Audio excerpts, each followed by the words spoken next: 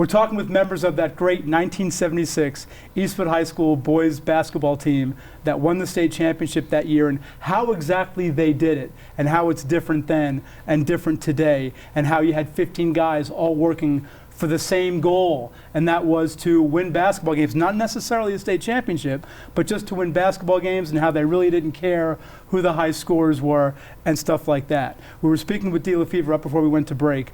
This was about how a lot of guys on your team, in fact, I think every guy on your team thinks that your toughest games that year were your games against each other in practice. Yeah, no doubt. And Coach Leslie treated Doug and I like crash test dummies. So I had to guard Mullix on occasion, and he outweighed me 2-1 and was 4 inches taller, and the only thing I could do was beat up on him.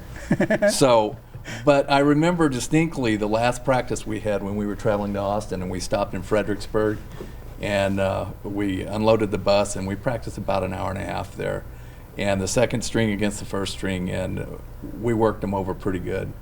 And I think it prepped them for the playoffs, because I really believe that if we had scrimmaged that day, we would have won. The second string gets the first string, and that didn't happen often.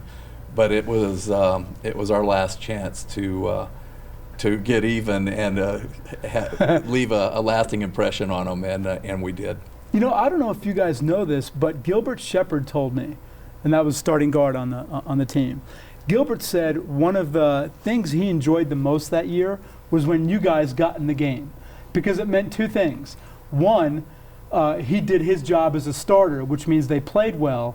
And two, he got a chance to rest because of the way, Coach Leslie and, of course, Coach Pippen ran the team. Doug, how do you feel about Gilbert being so happy that you guys get a chance to get in the game? Well, it goes back to the team thing, that everybody everybody involved was pulling for each other. But going back to what Dean said, we were conditioned. And anybody on our bench was conditioned to go in any game, anytime, anywhere, any place, and perform any task. Coach Pippen, I want to get your take on this, because I'm trying to put myself in the position of a coach now. And I've got second and third teamers beating up my starting five. At what point do you as a coach say, you guys back off a little bit, and I can't have this guy blow a knee or roll an ankle? Or did you sit there and say, yeah, keep doing it because this is working? When did maybe you as a coach say, you know what, this is good what's happening in practice? Well, Coach Leslie, this group of guys that he pretty well had them figured out. And he kind of, when to back off, when to push. And I remember this incident that they're talking about. We were done, and he was talking. He says to me, have you ever seen those guys jump as high and move as quick? And I says, no. I says, they're pumped. I says, they know what they should be doing. I said, they want to win. They want our varsity starters to play as well as they can. They know what the competition is going to be like. Everything, the motivation was to be as good as you can be. And if you play together, the sky's the limit. We've got a shot, and everybody had a role, and everybody did it. You're going to have kids that are the better players, that are going to be the stars, etc., that are going to do most of the playing.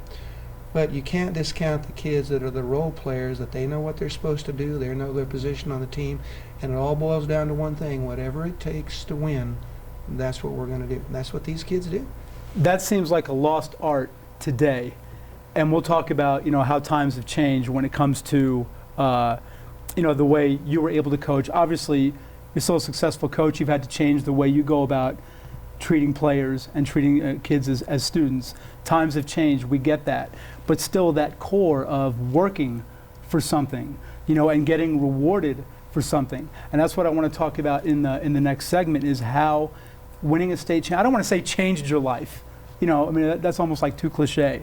But when you are part of a team that goes on to do something great, and winning a state championship in the state, first of all, anywhere is a big thing. But in Texas, a giant state like that, you guys were able to pull that off. How do you carry that over to later life and into your personal life? And what I mean by that is, let's pretend, you go in for a job interview. Okay, and the candidates who are next to you applying for that job, I hope I get the job, I hope I get the job. Man, you know what, I'm a state champion. I'm a winner. I'm getting this job. How that maybe changed your mentality or your approach, not just in your personal life, but in your professional life? So I'll give you guys a little time to think about that, and we'll get those answers from you when we come back as we talk with members of the 1976 state championship boys team from Eastwood High.